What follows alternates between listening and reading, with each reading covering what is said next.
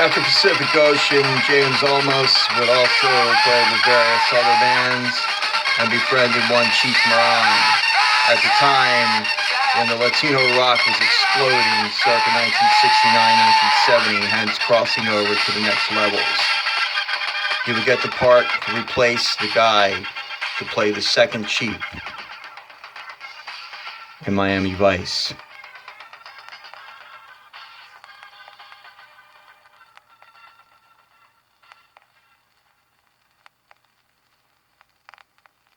More to come.